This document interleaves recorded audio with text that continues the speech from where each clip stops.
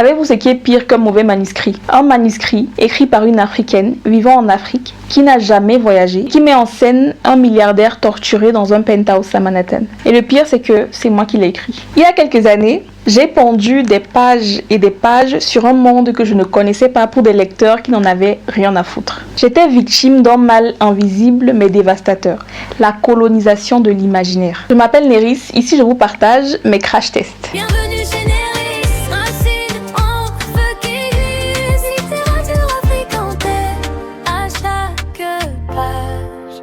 Pour la petite histoire, quand j'ai commencé, mon cerveau était gavé de films hollywoodiens et de romances billionnaires venus d'Europe et d'Amérique.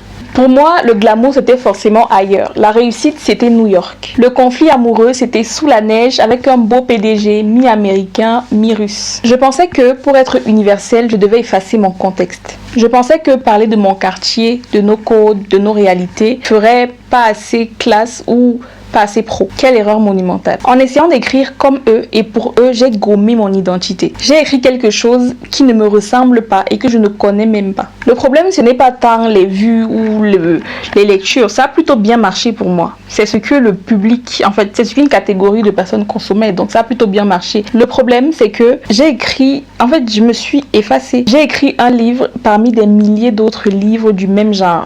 Et surtout, je n'en étais même pas fière. Je n'en suis même pas fière jusqu'aujourd'hui. Le livre est encore disponible. Je ne l'ai pas retiré. Bon, il n'est pas sur les plateformes super très connues. Il est sur Wattpad actuellement. Mais j'en suis pas fière. Je vais le retirer, mais je sais pas. J'hésite parce que je me dis que, en fait, à chaque fois que je le vois, ça me rappelle que je ne dois plus tomber dans ça. C'est pas mauvais en soi. C'est pas un mauvais livre. C'est pas mal écrit. Enfin, pas trop. Pour un premier livre, ça va. Mais ça ne me ressemble pas. J'ai fini par me rendre compte que je donnais sans le vouloir une mauvaise image de l'Afrique. Le glamour, le luxe, le drame, la passion, tout ça fonctionne aussi très bien chez nous, mais on ne le met pas assez en avant. On n'a pas besoin de New York pour écrire une romance qui fait rêver. Un milliardaire à Dakar a des problématiques bien plus fascinantes qu'un milliardaire à New York. Un dîner de gala à Abidjan avec les tensions familiales et le subtil mélange de modernité et de tradition, c'est une source d'intrigue incroyable.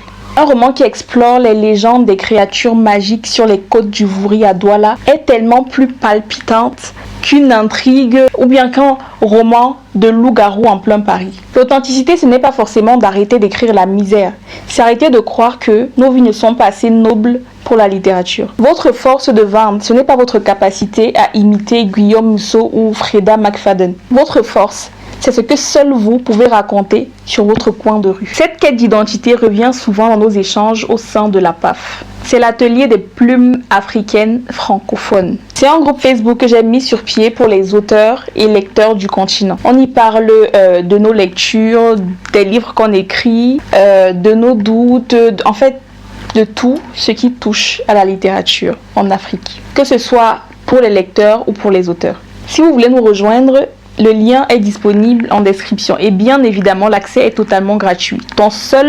Ta seule contribution, c'est de participer. Bref, je voulais vous partager mon expérience pour vous faire comprendre que écrire en tant qu'africaine, c'est aussi faire ce travail de décolonisation de l'esprit, j'entends. On doit valoriser nous-mêmes notre continent en montrant toutes ses facettes. Ne vendez pas votre âme pour une esthétique qui ne vous appartient pas. Le monde a tellement soif de vérité, il suffit de voir les réactions après le passage d'Aïcha Speed sur le continent. Dites-moi en commentaire si vous avez déjà eu ce réflexe de situer vos histoires ailleurs pour qu'elles paraissent mieux. On ne va pas se juger, hein. Je l'ai fait la première. Et comme d'habitude, abonnez-vous, likez la vidéo, ça soutient fortement la chaîne. Et j'en ai besoin pour porter tout haut notre message. Plume qui trace l'Afrique,